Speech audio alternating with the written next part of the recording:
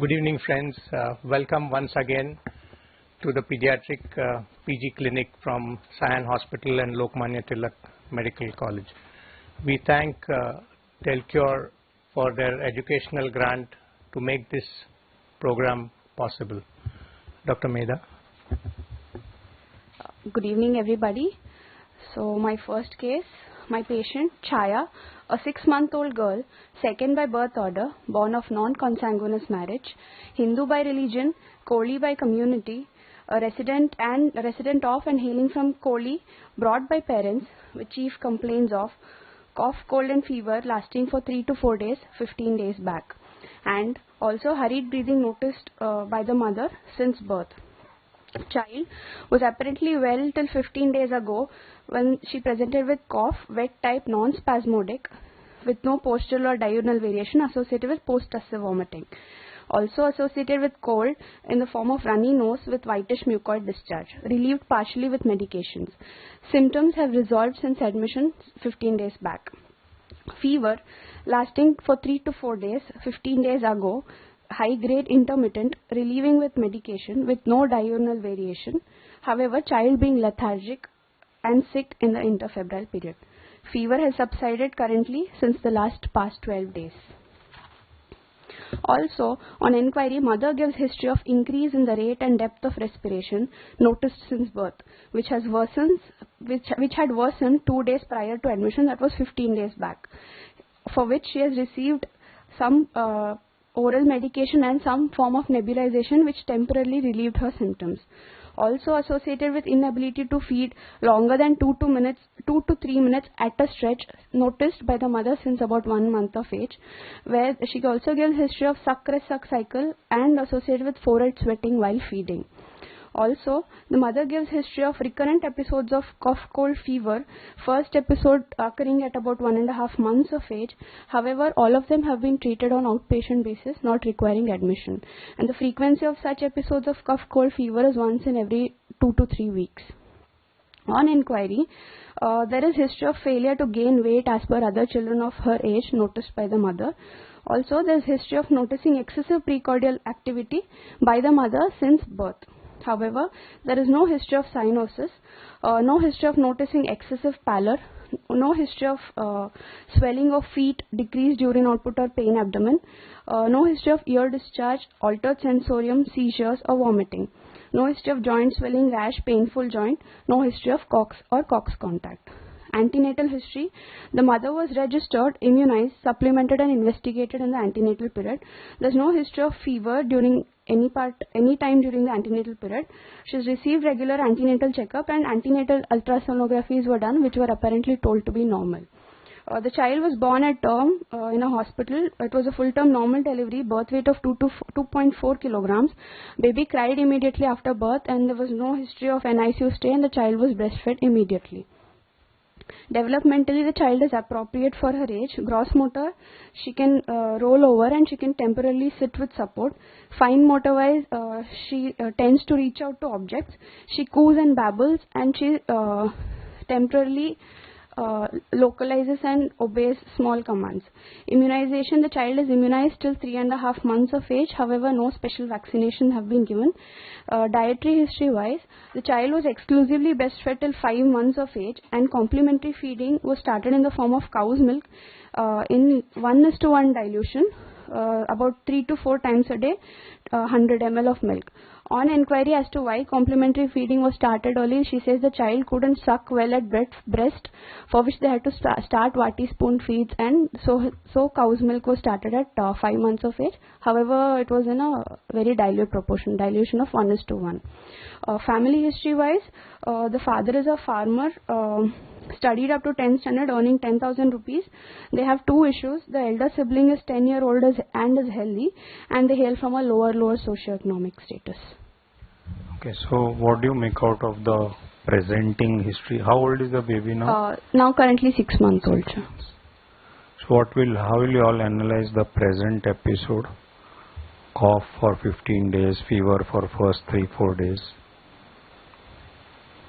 Any thoughts on that?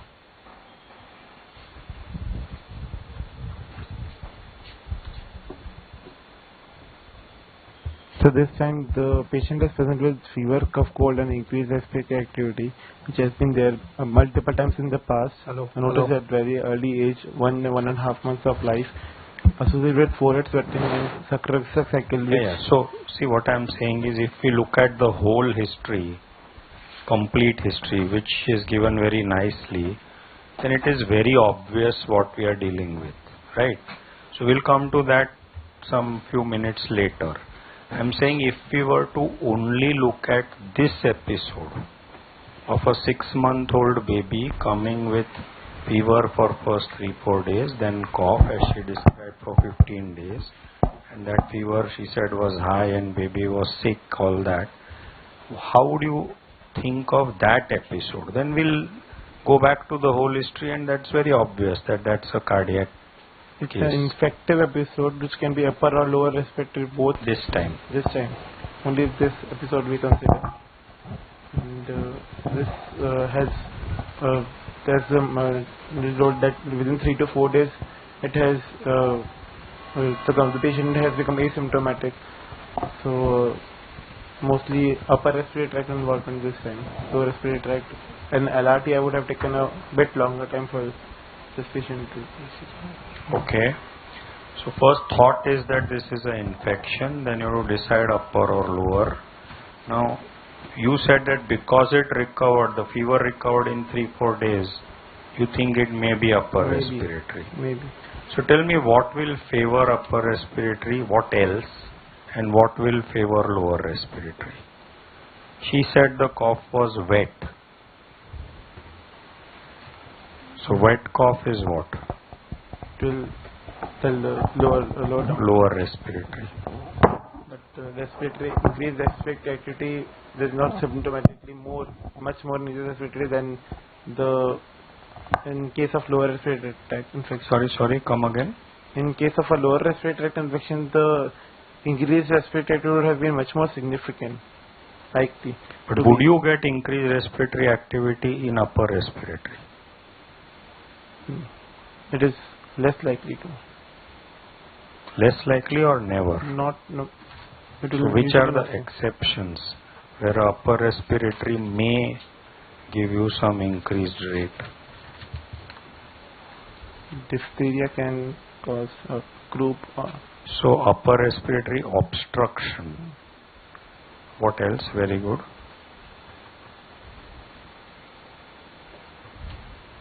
Simple nose block sometimes. In what age?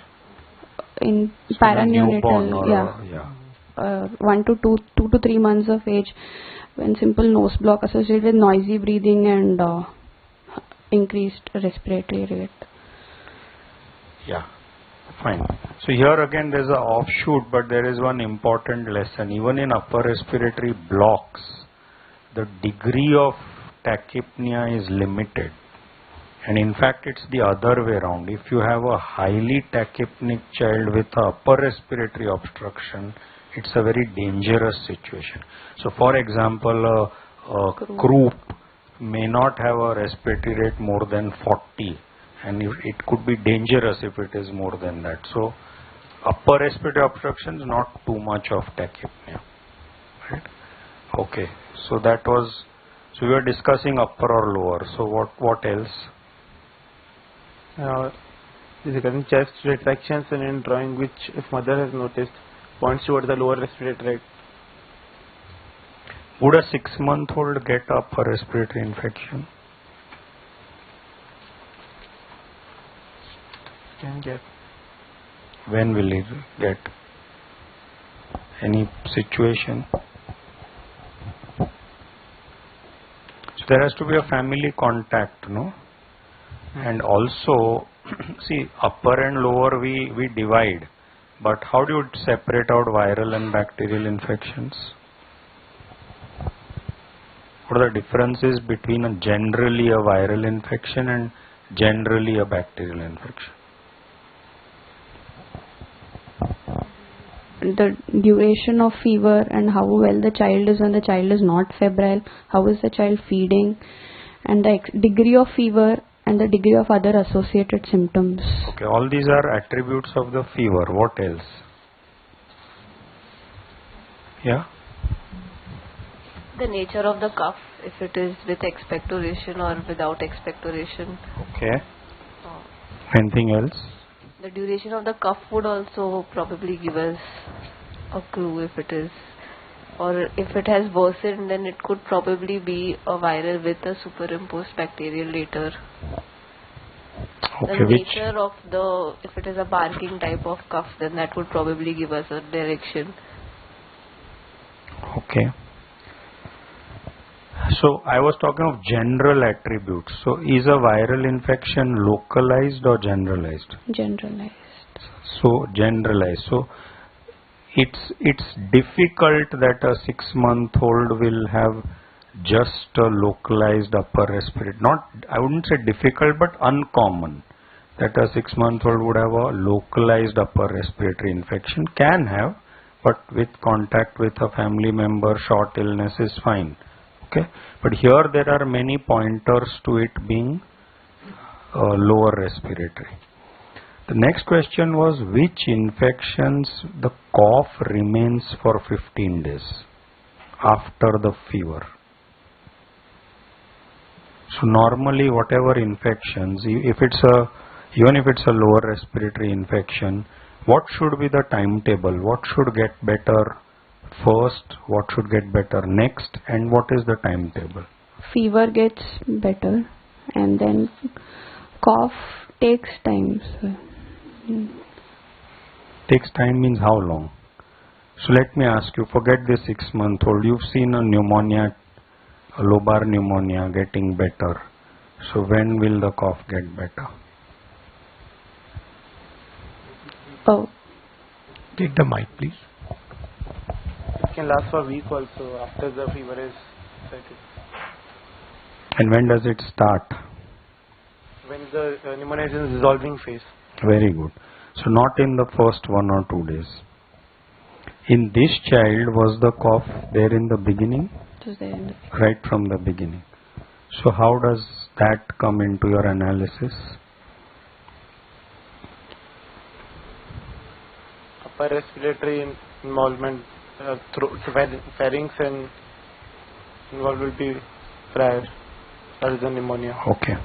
So you want to say that a cough which started very early with the fever is likely to be upper respiratory.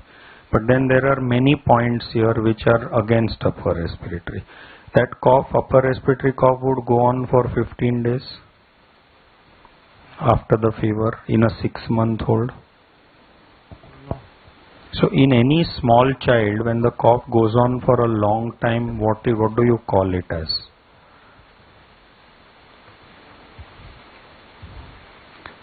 So these are often children with hyperreactive airway disease where a viral infection has triggered a cough and the cough goes on beyond the normal duration of a viral infection. What I'm trying to say is that cough going on for 15 days and also starting right from day 1, which is not the way a lower respiratory infection would behave, are all clues that this is not just an infection but there is something more to it.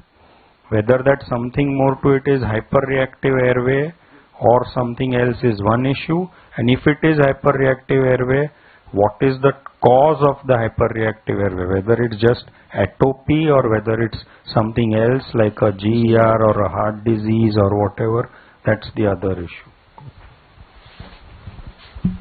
I think when a 6-month-old child comes with a history of cough, breathlessness, the main important thing is it cardiorespiratory or respiratory alone?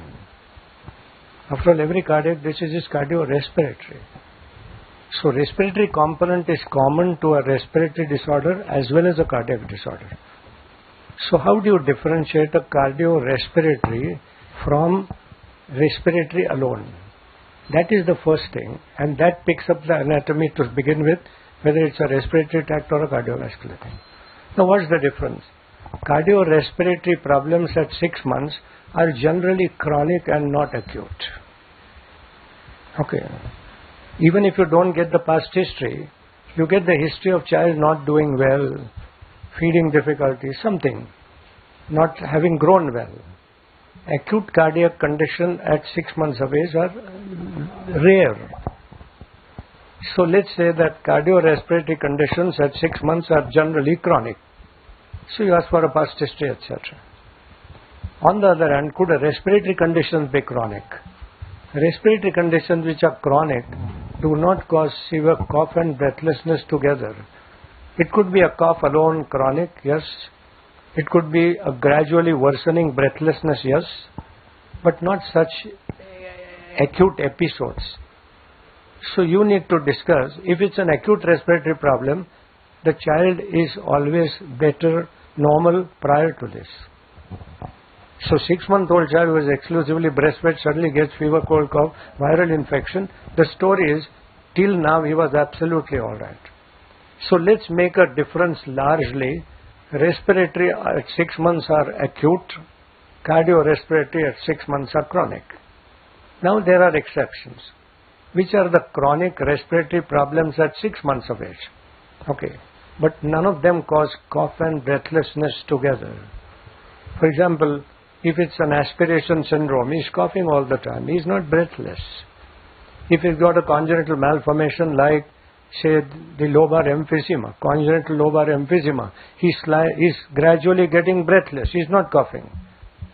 He's got a diaphragmatic hernia. He's neither coughing nor breathless maybe. He's got a congenital cyst. He's not doing that. Now, if he has got some transient wheezer, okay, because he was premature, he was IUG or he had an meconium aspiration, then he has an episodic and not continuous problem. So I think largely I would say this difference holds true. And if at first 6 months of age a child suddenly comes with cough and breathlessness, first rule out a cardiac disease is a rule.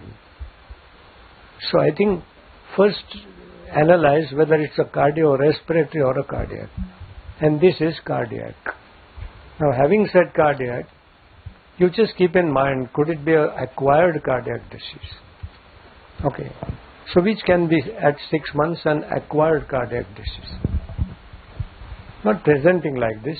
We are just trying to analyze, having said this is a cardiac disease, could there be an acquired cardiac disease at 6 months of age?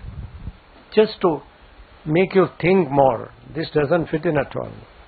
Cardiomyopathy? Cardiomyopathy is not an acute disorder. Acute myocarditis could be. But they are acutely sick.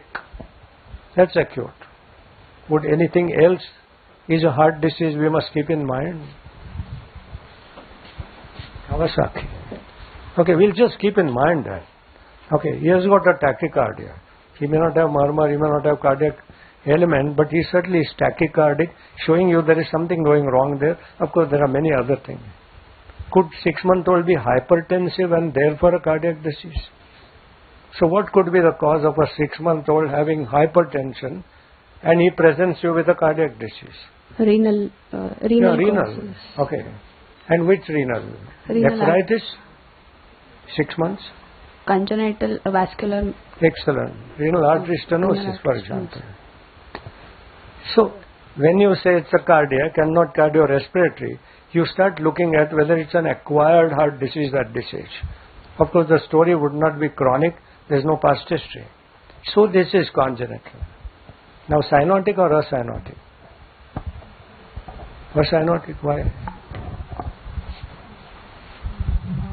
Because the age at which it has presented is typical of acyanotic heart diseases and Those presents at this age, typically. What would you say? Acyanotic or cyanotic? Without knowing, justify. You can't say. Cyanotic also can present as acyanotic at this age group. The cyanosis may not be apparently. So how would you know in the history that whether the it's parents have not noticed cyanosis? Increased or decreased pulmonary blood flow. Okay, the point is, what history will tell you that there is no obvious cyanosis, but it's still a cyanotic heart disease. While if history of crying, cyanosis, there you are clear. While crying, Excellent. or if the child. You must ask whether you have seen duskiness on crying. If that is so, you know that there is still a cyanotic heart disease. Like anomalous pulmonary venous drainage will come like that. Yeah. So if there is no such history, then it's a cyanotic heart disease. If it's a cyanotic, is it shunt or no shunt? It could be aortic stenosis, it could be coact, it could be pulmonary stenosis, or could it be shunt? How would you pick up shunt or no shunt? Now, this is the way systematic you go by. We said this cardiorespiratory, cardiac, not acquired, congenital, not cyanotic, or cyanotic. Now we have come up to shunt or no shunt. How would you say shunt or no shunt? We are all guessing on the history. With history of recurrent respiratory tract infection. And therefore recurrent Increased. cough, so very likely a shunt. If it's shunt, at what level a shunt? VSD, ASD, PDA, AP window? Okay, which one? So when I ask you which one, you could say which one is not likely. ASD it can't be because the child is 6 months and it's very rare that a So which ASD ASD may present in infancy? ASD is of 3 types. Okay. Generally one at foramen ovale center. That's what she is saying will not present. One could be a sinus venosus defect. ASD right at the superior vena cava level. One lower down, almost at the mitral level. So ostium primum may present even at birth. And even the ostium secundum may have a transient myocardial dysfunction and occasionally may present early, but as the age advances it gets even better. So ASD is unlikely.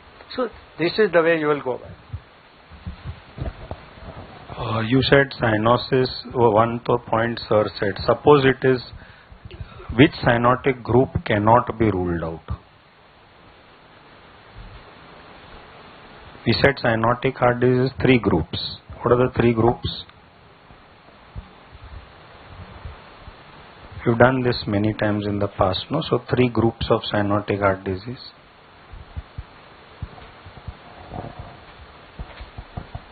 related to the pulmonary blood flow, increased pulmonary blood. So with increased pulmonary blood flow, with this is one group. Second, with decreased pulmonary blood flow, second group. And third group,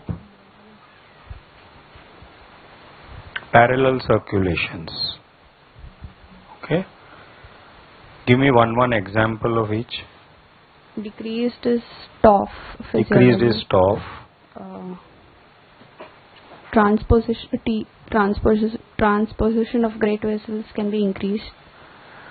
So it can be increased depending on whether it's a complex thing. So for example, transposition with VSD is increased pulmonary blood flow. But per se transposition is a parallel circulation. Right? And the third one is increased pulmonary. So you said transposition or other options.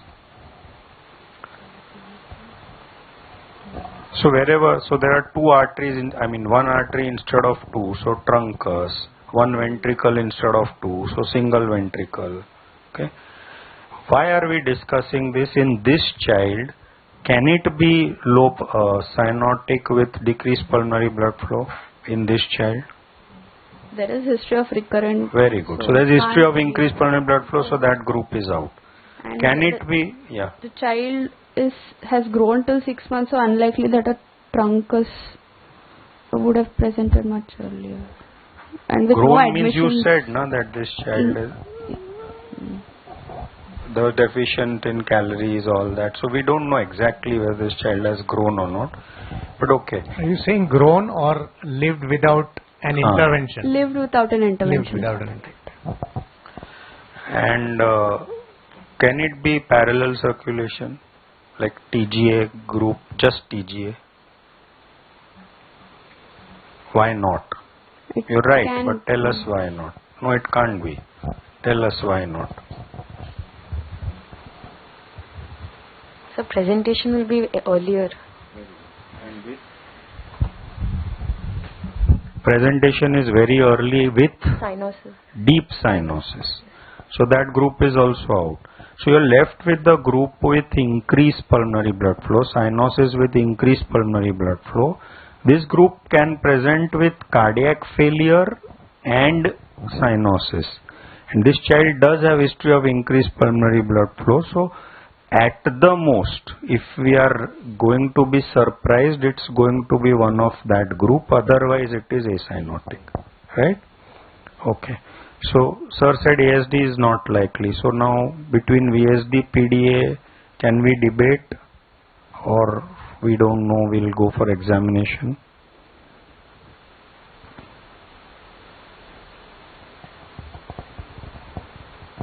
Which is more common? VST is more common. At least you can put your money on those lines. And does PDA become symptomatic usually early on? Do you have any other risk factors for PDA? No. We don't. Child was at home. Yeah, So those are the points. They're just relative, but then those are the points. Okay. So that's on history. Now just incidentally, you said antenatal USG was done or whatever and was normal. So how did they miss the VSD, or it is normal to miss VSDs on antenatal scans, or you're supposed to pick up on antenatal scans?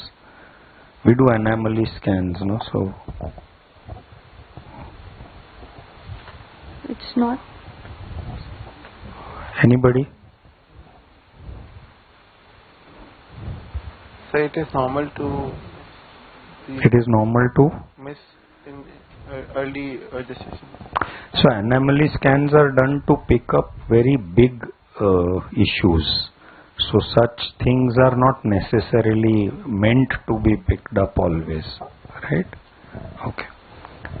So anything else? Taking the non-cardiac aspect of it, respiratory, this child has fever which subsided in 3-4 days and a significant cough, and cough has been there from day one. So an upper respiratory infection giving rise to significant from first day is unlikely. So it is lower respiratory, and when cough is a prominent symptom, anatomically it's bronchitis. If it is associated with wheezing, then they will have breathlessness. Otherwise, it's common to have a child presented with cough, cold and fever, or maybe cough and fever. After 3rd, 4th, 5th day, or sometimes a little longer, 6-7 days, the fever lingers on, though it doesn't go on rising, but the cough goes on for 7-8 days, 10 days after the fever has subsided, and the pathology is here. They may be wheezing, they may not be wheezing. If they are breathless and this cough is troublesome, we have nothing to offer to the parents because the medicines may not work, and almost all bronchitis are viral in children. There are very rare exceptions. So even only respiratory problem can go on with breathlessness and without breathlessness. When there is cough as a prominent symptom, it is an airway disease. If it is associated with fever in the beginning, which was significant, it is an infection. So acute respiratory infection can't be upper respiratory, can't be pneumonia. So it's in between. And remember, actually we don't call it bronchitis. We use a very loose term as acute LRI. Now LRI means could be pleural disease, pulmonary disease, bronchial disease. But localizing this is airway. One of the most severe coughs are there because of tracheitis. To give an example is pertussis. Pathologically, pertussis is more of tracheitis than bronchitis. So airways, from here to there is significant cough. And we go on seeing this especially in this season where respiratory viral infections are very common. Someone mentioned secondary infection leading to the cough going on for 15 days. So let's discuss that. When does a viral infection lead to a secondary bacterial infection in pediatrics? Is it very common? All routine viruses will do that, or there are special situations?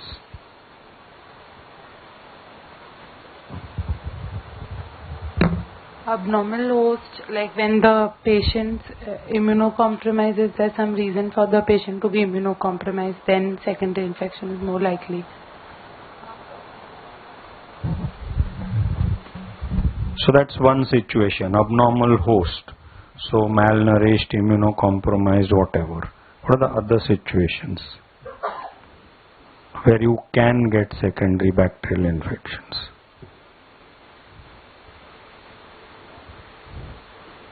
So one is host. Who else has to be abnormal?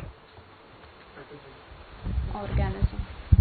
Abnormal pathogen can also present like this. So example of abnormal pathogen. Don't go by the theory, no. Sorry to interrupt, Rajesh, but just think about which viral infections we have had to give antibiotics. It's a wrong, incorrectly framed question. Because we would give... So host is weak.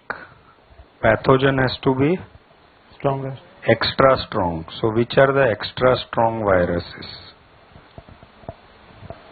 Or the pathogen has to make the host weak. Come on. RSV is like run of the mill.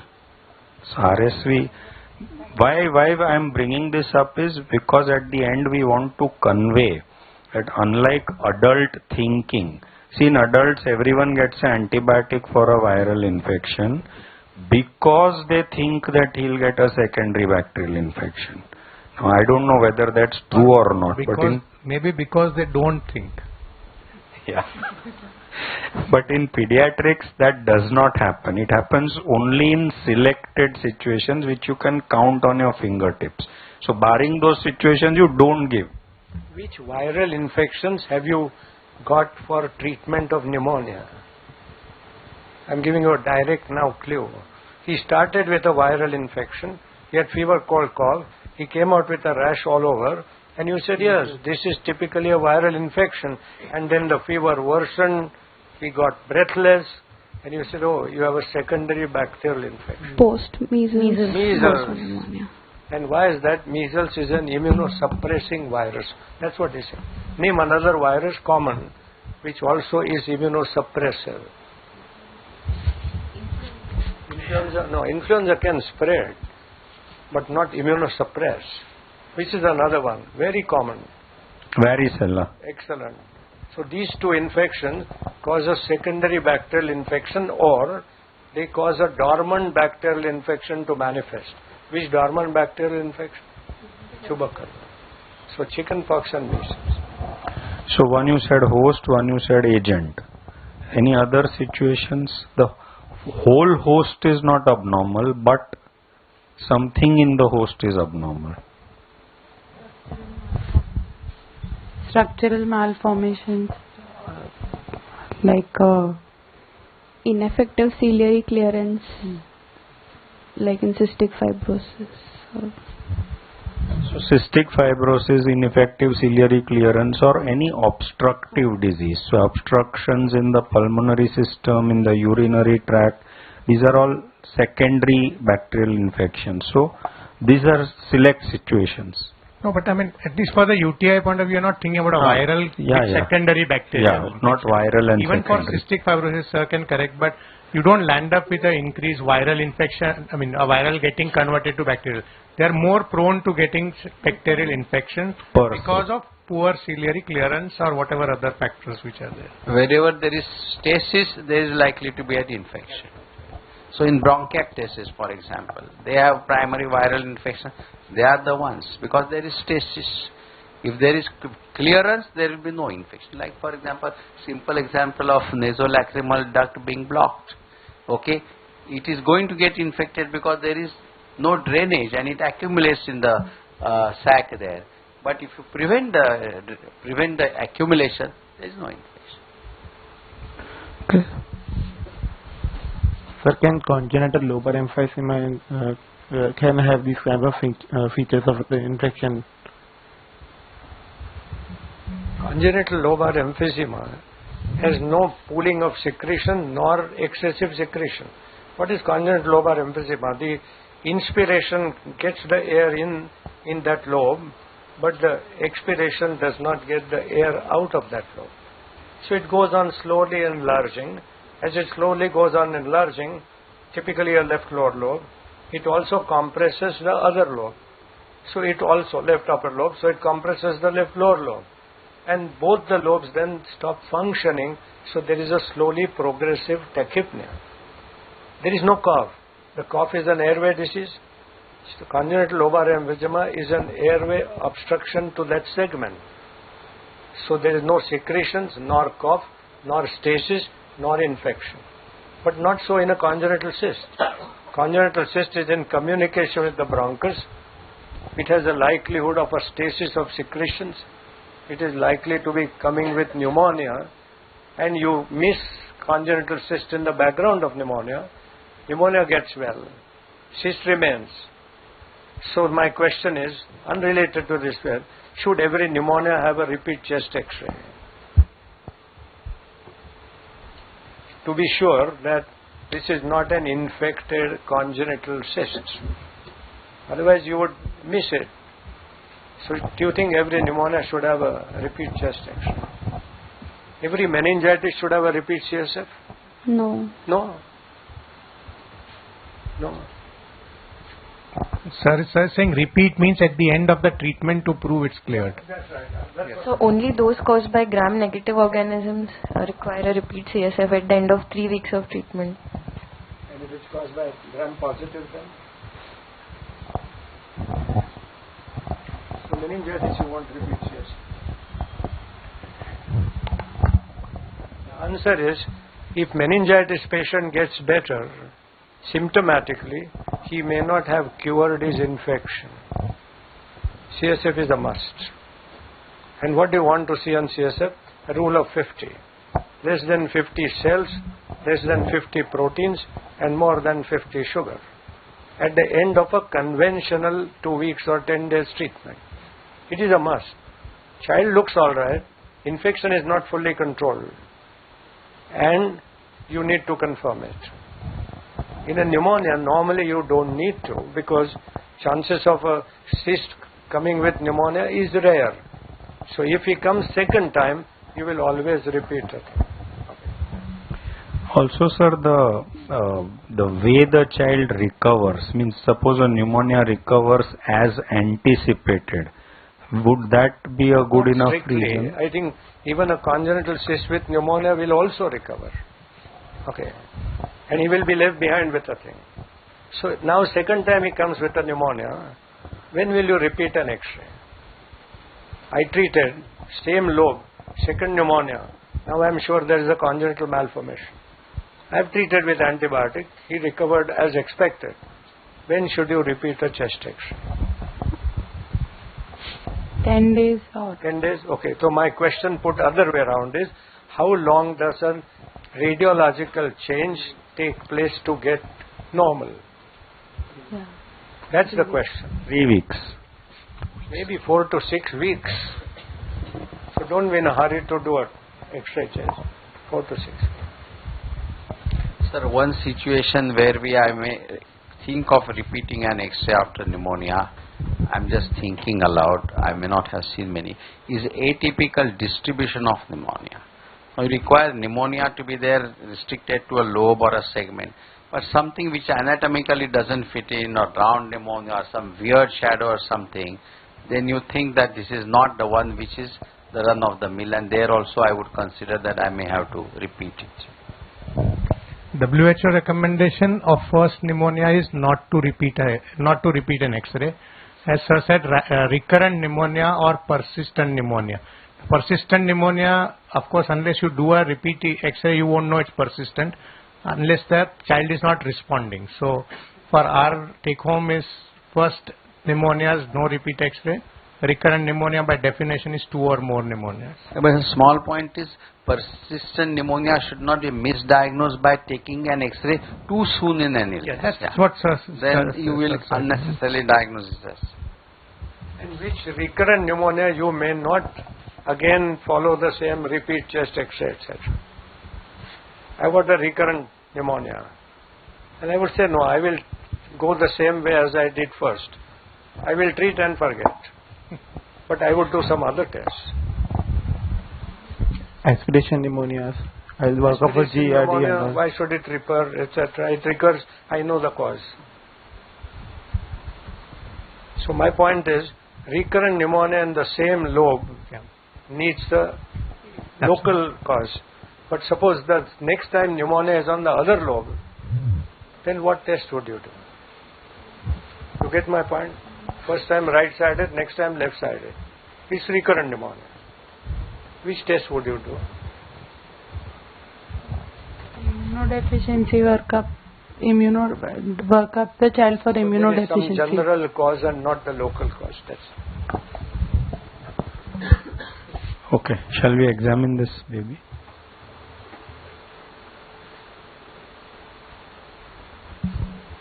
Either.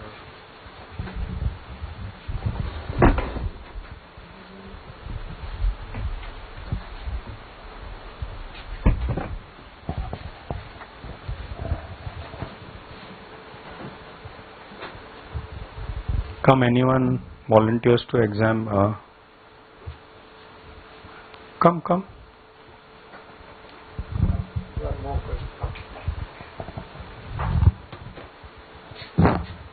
first inspection alone from a distance. Yeah, stand like this so that we can. You want to come on this side? ये निकाल सकते हैं क्या? निकाल.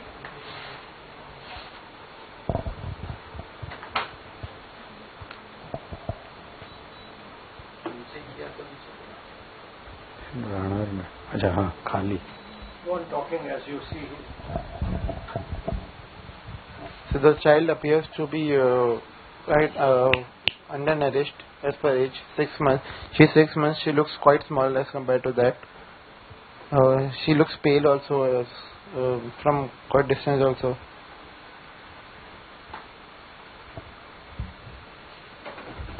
Acutely sick, chronically sick, Chronically or not sick. Chronically sick child, sir. So do you think he looks sick or he is just comfortable but he is undernourished? Small difference. Chronically sick is an ongoing disease. Okay, comfortable child is treatable chronic disease maybe. Chronic because he is malnutrition, but comfortable because he is treated. So we could call him as a chronic, some treatment that is making him for a while comfortable. Yes? Chronic, comfortably. Fine.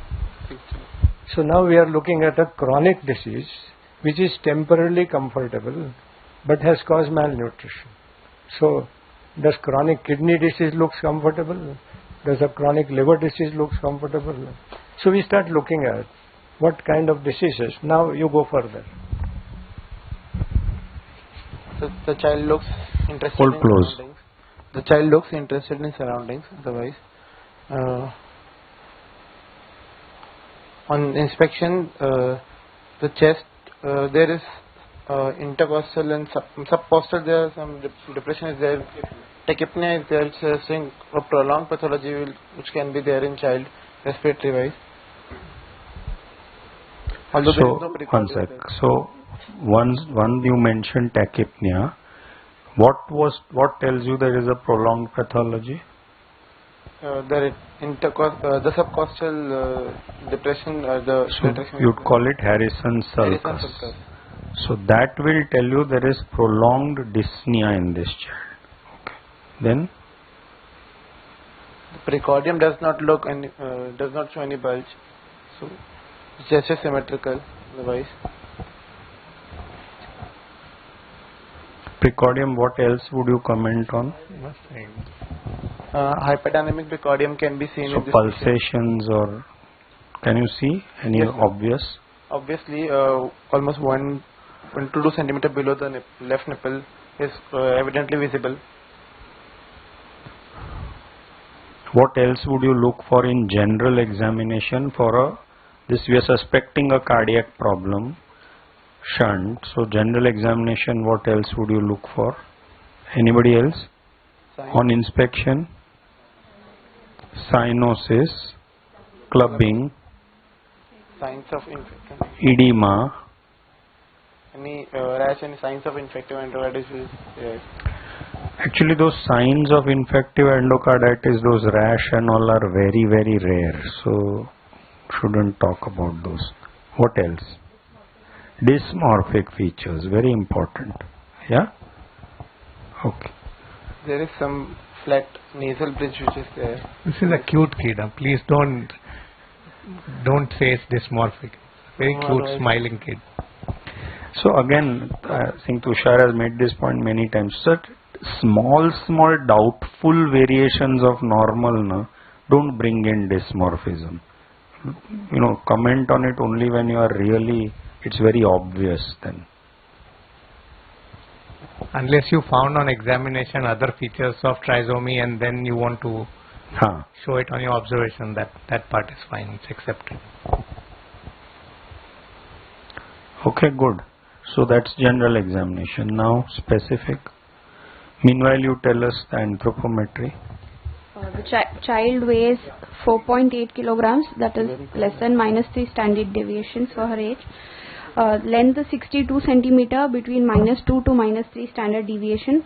Weight for length is at -3 standard deviation. Head circumference is 39 centimeter, that is between -2 and -3 standard deviation.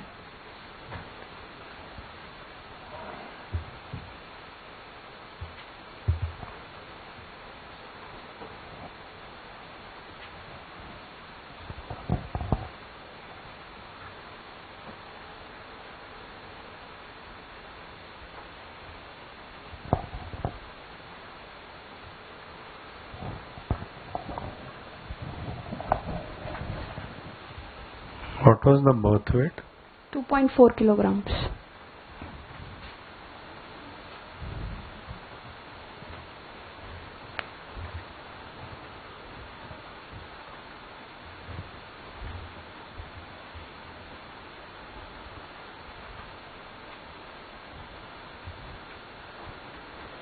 You said this child also had some dietary inadequacy, no? 15 days prior to the admission, that was when the child was 5 months old, they noticed that the child was not able to feed well at breast. So they started introducing cow's milk through Vati spoon Just feed 15 days back. 15 days prior admission, that is about 1 month back. In 1:1 dilution, sir, that is faulty dilution.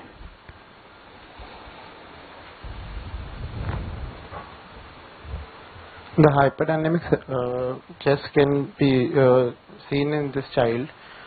The apex beat can be localized 1 centimeter below the midclavicular line. It's in the 5th intercostal space, just lateral to the midclavicular line. And on palpation, I can feel a thrill at the same place where I am able to feel the apex beat.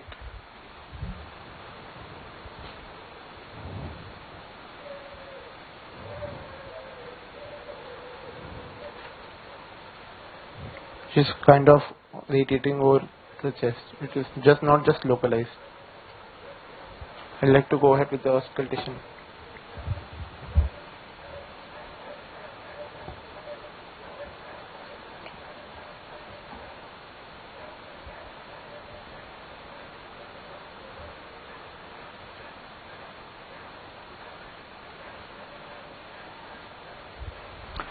So my dietary thing I brought in, so I want you to analyze whether this child is undernourished because of undernutrition or her cardiac problem or both. The faulty feeding has begun 15 days prior to admission. Plus this illness is long standing, it is there since birth. So it's both, considering that acutely she has had an infection and with a long-standing disease process underlying. So both of it will contribute. More so is the chronic condition of the illness. Can you bring in the anthropometry to justify your answer? The child weighs 4.8 kilogram. That is between -2 to that is at -3 standard deviation. Length is 62 centimeter. That is between -2 and -3 standard deviation. So the child has lagged in growing. When you talk at around 6 months and below, it's also a good idea to correlate, as Dr. Rajesh said, with the birth weight. Because somebody who is born 2.2 will remain around -3 SD even if he is growing well at 6 months as per the normal chart. Because the normal charts are designed at 2.8 or 3 of birth weight, isn't it? So how much weight gain is there since birth and whether that is appropriate or not also we should interpret. Child has doubled her birth weight at 6 months. No doubling. Double or nothing is only for games. 2.4 and now it is what? 4.8. If you look at 62 centimeters at 5 months, in a child who was born small weight, even if we take 50 centimeters, he has gained 12 centimeters. Now tell me, how much time a normal newborn, born normally with normal average weight, takes time to become 62 centimeters. 50 to 62, 12 centimeters. How many weeks, how many months? Normal baby.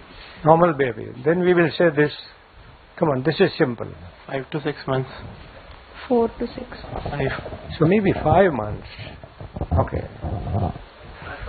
4, yeah. Yeah, now considering this as small, this is worth 5 months. Okay. And even if you say 50, it's 4 to 5 months, depending on again genetics. So it's not too bad. The point is, the length is not too bad.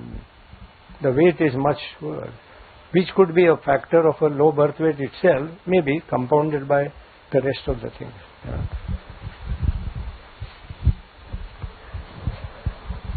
If there was no other associated problem, and even by a low birth weight, even if you say 600, 700 grams per month, even then 6 multiplied by first 3 months will be maximum 700, 600, 1.82 plus additional 400-500. So even should have gone beyond that also, even if there was no cardiac disease.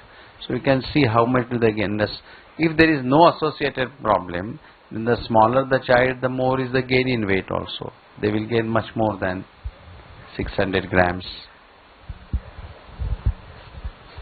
So on auscultation, harsh murmur more than grade 3 can be localized in the left third intercostal space, just lateral to the sternum.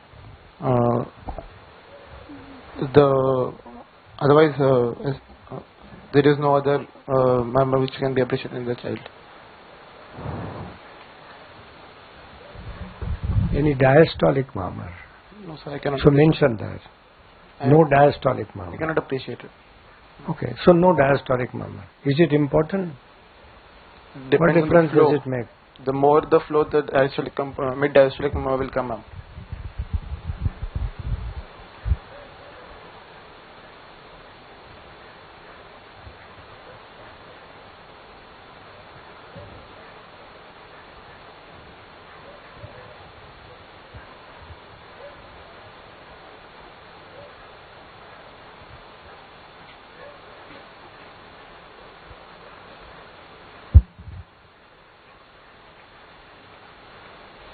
Just by the way, in this child's undernutrition, how much role is of the disease and how much role is of the undernutrition?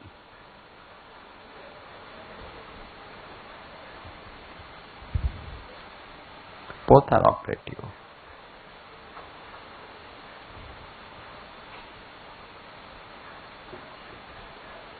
Some common sense. Imagine a child who is only undernourished and the appearance of this child. And imagine a child who is not undernourished, nutrition-wise all right, but disease-wise affected. What difference will make? So about 2 weeks back, we had discussed this, that so-called malnourished child. So the child who had been malnourished would be more apathetic, he would be irritable rather than a chronically diseased child. He is interested in surrounding, more likely to be a organic pathology which is leading to this. Okay. Appearance? Then, maybe if patient is undernourished, the signs of malnutrition would have come up in the patient. Such as?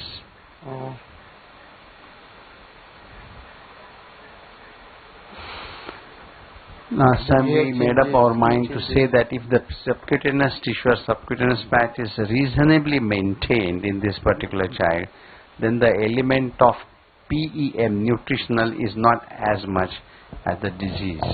While the subcutaneous fat is lost, I mean everything is lost, the muscle mass, but subcutaneous fat is one of the first lose. A lot of subcutaneous fat lost, the skin is hanging in loose folds, then there is an element of nutrition in that. Okay, so one thing I wanted to say, see, never say that a thrill is felt at, or is, you said conducted or transmitted or something like that. See, the point is a thrill is a localized finding. Now I understand that in this baby you can appreciate the thrill over a wide area, but you'll have to see where you can best feel it or maximally feel it and say that. Okay. So when you said that the thrill at the apical area, so what kind of a lesion are you expecting there? You have to also correlate your findings. So you are mostly thinking of a shunt at the ventricular level in this child. So if your thrill is at the apical area, then what are you expecting? What kind of a VSD? You're getting what I'm saying? Thrill is indicative of a local defect. So if you have a thrill at the apical area, then what kind of a VSD?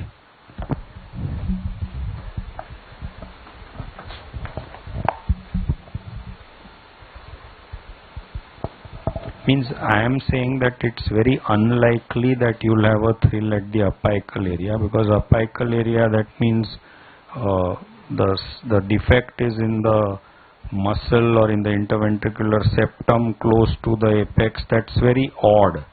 So in this child also I thought the thrill was best left parasternal only. So you must not say apical is what I feel. Yeah. Yes. What else were your findings? So what does each finding mean? You must learn to correlate, interpret each finding. So you said apex beat outside the midclavicular line. What does that tell you? The left ventricular hypertrophy. No, that tells you what? Outside MCL tells you what? Cardiomegaly. Okay. Then hypertrophy is by what? How do you judge hypertrophy? Look at it out or down. Down and out, or it is just lateral apex. The character of the apex. No? If it is forceful and ill-sustained, then that is hypertrophy due to volume overload. Forceful and well-sustained is hypertrophy due to pressure overload. Okay. Then the important negative findings that you mention in such a child are what? So what else were your findings? You said about the murmur. What else? Sir asked you about flow murmur. So what are the other findings that you must say? What you always talk of the heart sounds. Talk of the heart sounds before the murmur. So what is important in the heart sounds? S1 and S2, if it is single split, Loud. we have to tell. And Loud P2 if there. is there in this child? No, I don't. Yeah, so that's the important negative finding, that P2 is not loud or P2 is normal. You need to mention that. What else? Oh, you thought there was a parasternal heave? No. No. What does it indicate? Right ventricular hypertrophy. So that's an important negative finding. Why? Why is it important? Anybody? What is the importance of mentioning that the P2 is not loud or there is no parasternal? The patient has not run into yet pulmonary developed hypertension. Not yet developed pulmonary hypertension. Very good.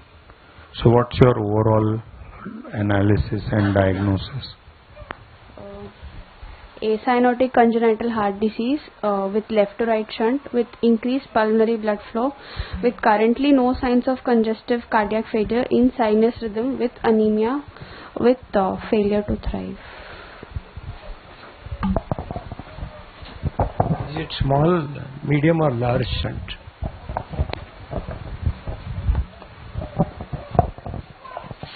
Likely to be medium, sir.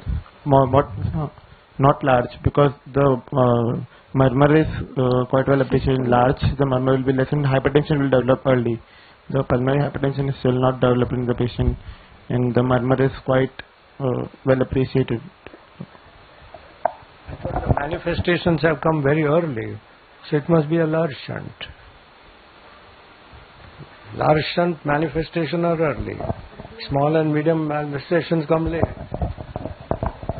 The diastolic, mid-diastolic murmur In a large. if it's in a large VSD. It's a large shunt, the mid-diastolic murmur disappears. It's only in the midway that diastolic murmur comes in. So to me it's the large shunt. Convince me that it's not a large shunt. Intensity of the murmur will be lesser in a large shunt. I should have said is by our weight height thing, he has not failed. Growth, yeah. He has not failed to thrive. Okay. So that is a strong reason. His cough probably has come up early, but he has not failed to thrive. Has it been a large shunt, he would have failed to thrive. Look at the father, he also looked small. This was low weight. So we have concluded that subcutaneous fat is not bad. So he is not malnourished and failed to thrive.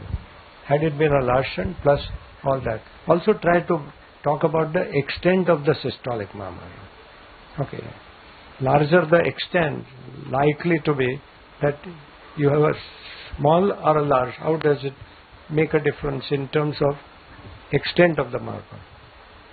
You get my question? The longer the extent, the smaller is likely to be the disease, the defect.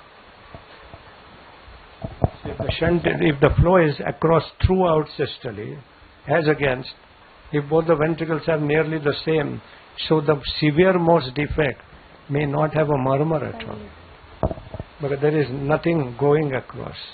So we use the words restrictive or non-restrictive in these, no? In VSDs. What does that mean? So when you say restrictive means what? Try. You have to just try. The more you speak here, the more confident you will become. Restrictive VSD causes shunt of due to the pressure hypertension, shunt direction changes. Pulmonary artery hypertension leading to RVH. And my question is, when you say this is a restrictive VSD or this is a non-restrictive, so when you say restrictive, what is it restricting? Why do you use that word restrictive? Anybody? the flow across the shunt is restricted by the pressure difference. There is a pressure difference which is maintained between the left ventricle and the right. The flow is restricted. So the pressure is restricted, because of which the flow is decided by the difference in pressure. So non-restrictive means it's not restricting the pressure on either side. So the pressure is equal, almost equal on either side, right? So restrictive means what is restricting or keeping a difference, maintaining a difference between the pressures. That is what is restrictive. So the other thing is that commonly many VSDs will have many other abnormalities associated. So it's nice to make a mention negative findings that there are no evidence of any other malformations or syndromic features. Commonly there are some things. Some may not be picked up, like a small pulmonary artery branch stenosis. That is beyond us. But make a mention that I have looked for any other cardiac anomalies or any other syndromic features. So make sure that you have not missed anything. Just to capitulate what we may miss easily. Tell me, in a normal newborn, which defects you would easily miss, unless you have tried to look at it. Now some of those same defects we will miss forever. Not necessarily cardiac. Sir is asking general. Choanal atresia. Okay. You have to always. That's bilateral or unilateral. Bilateral will be symptomatic. For the femorals always in a newborn. Yeah, so femoral. So coact is missed. Okay, what else? Bifida. Spina bifida occulta. In a cardiac child like this, if I was to palpate the peripheral pulses and if I don't feel them, then would you say it's a coact? For example, this child, I tried to palpate the lower limb pulses, I could not get them. would you say therefore it's a quart? Or there could be anything else also that could make me not palpate the peripheral pulses? Come on, it's easy. So tell me causes of poor palpation of peripheral pulses. And would that be present in a VSD like this?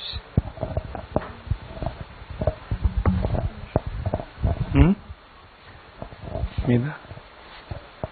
Cardiac failure. Yeah. Okay. If this child is in severe cardiac failure, your peripheral pulses may be very weak or feeling like or not picking up. So be sure that just not, or even a shock. For example, this child has got a bacterial endocarditis and he comes in shock.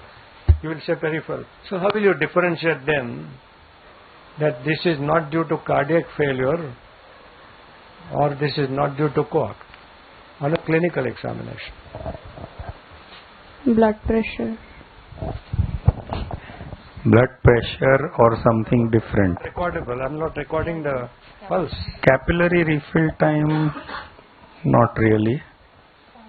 Sick, in shock. If he's in shock, he'll be very sick. So what Sick would and not sick. what would be the upper limb pulses in a coag? And what would be the upper limb pulses in shock or this? Yeah. So, And you could even look at the femorals, no? So, okay. So final you've done. What's any investigations done on this child? Chest X-ray. Since we were at femoral and palpation, just remember one more thing. Newborn, if you don't feel the pulse, the femoral on one side, make sure you are not dealing with a CDH. Sometimes with a CDH you don't get the base appropriately and you may not feel it. So don't jump and make a diagnosis. In fact, we moved from that question which sir said CDH is one thing. CDH said peripheral pulses, so I did not correct. But from that. Before that sir asked commonly missed abnormality. cataract is missed. Sometimes the cleft palate is missed. Palate is missed. Okay, because it's difficult to make the child open the mouth. ASD. So yes, then ASD is easily missed. Okay, so there are so many things that you could miss. Sometimes a dimple is not looked at sacrococcygeal. So make sure that these things are not. Then undescended testis is missed. Undescended testis is missed. Hernias are missed. Yeah. You see how readily we all come up with each one of them. Just gives you the idea how many we all may have missed.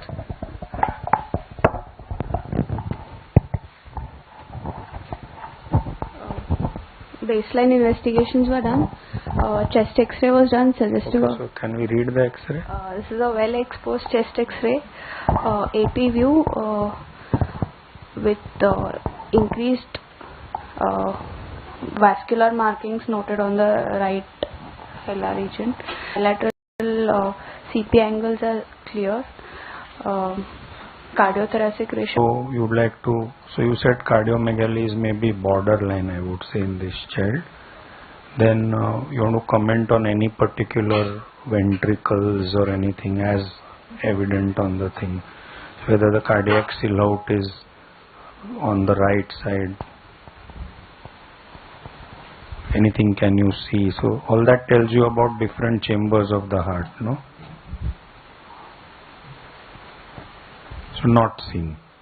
There's no extra cardiac shadow beyond the vertebral column on the right side. Then you want to talk about the pulmonary artery. You want to talk. There is increased marking of the right pulmonary trunk here, and there is some amount of increased bronchovascular vascular markings on the right upper zone, and the right pulmonary vasculature it is seen extending up to almost half of the right parenchyma. So fine. On admission, a CBC was done to look for any evidence of infection. HB of 10.8, total count of 10,700, polylympho mixed, platelet of 3,26,000, hematocrit of 36, MCV of 83. Arterial blood gas on admission was suggestive of metabolic alkalosis. Blood cultures were done to rule out infections. Blood cultures have all been sterile. Child CRP was negative, and for the underlying heart disease, a 2D echo has been done on this child. Suggestive of an 8 mm perimembranous restrictive VSD with left to right shunt with moderate mitral regurgitation secondary to mitral valve prolapse, mild pulmonary arterial hypertension, and normal left ventricular systolic function. Why is sir asking for aortic valve? Anybody? Yeah, not relevant to this particular echo report, but generally for all VSDs. What is the importance of VSD and aortic valve? Subaortic VSDs may have a aortic valve cleft or leading to aortic regurgitation. So they have to come in. Yeah.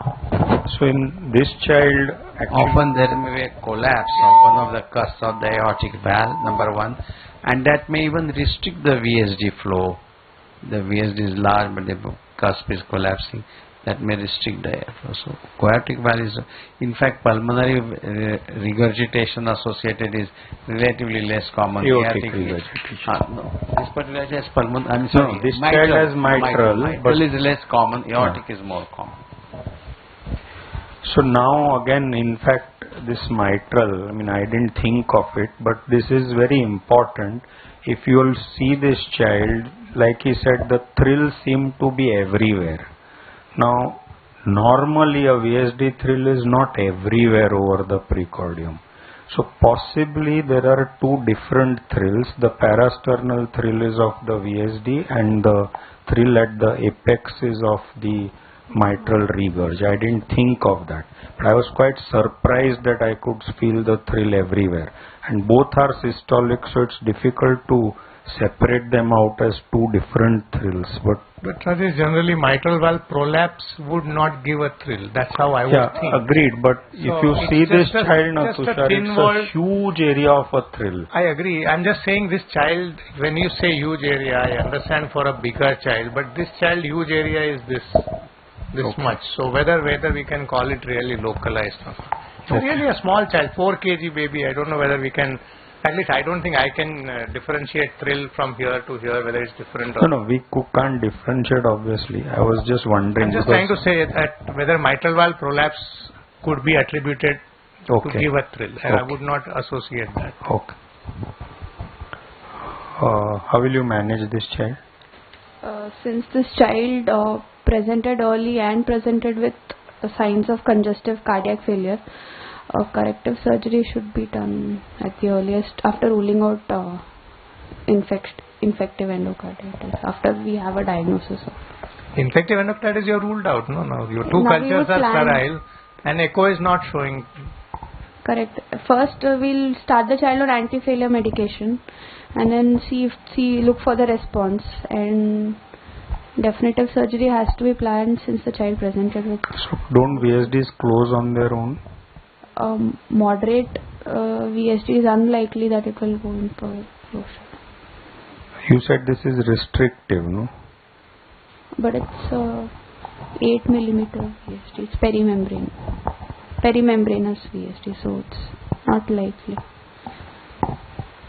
So what decides whether you wait or whether you go for surgery? How the child presented. The child presented with signs of congestive cardiac failure, and how the child has responded to anti-failure medication, and how the child has grown, if there has been growth faltering and affecting his general condition, or if the child has...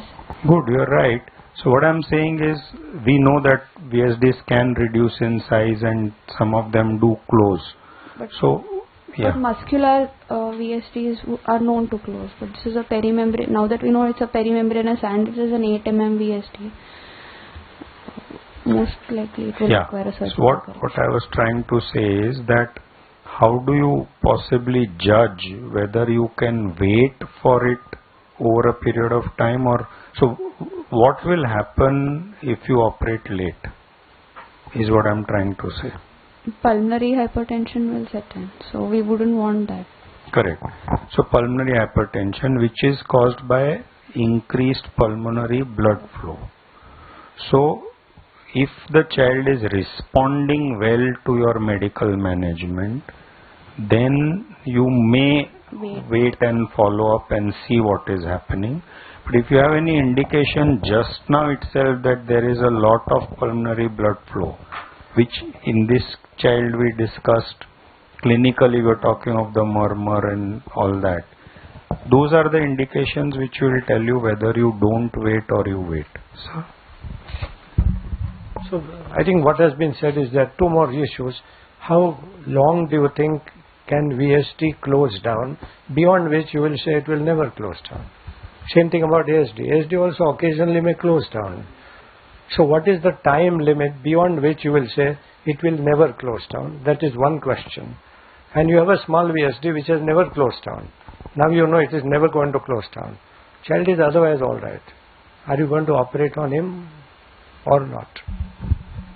The indications have been set. Pulmonary hypertension, much before pulmonary vascular disease starts coming in, which could be not reversible, you must operate. Now I am giving you a situation where you have waited long enough.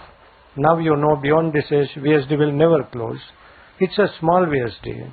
It's not causing any symptoms whatsoever. There is no pulmonary hypertension. Now would you leave him alone or would you operate?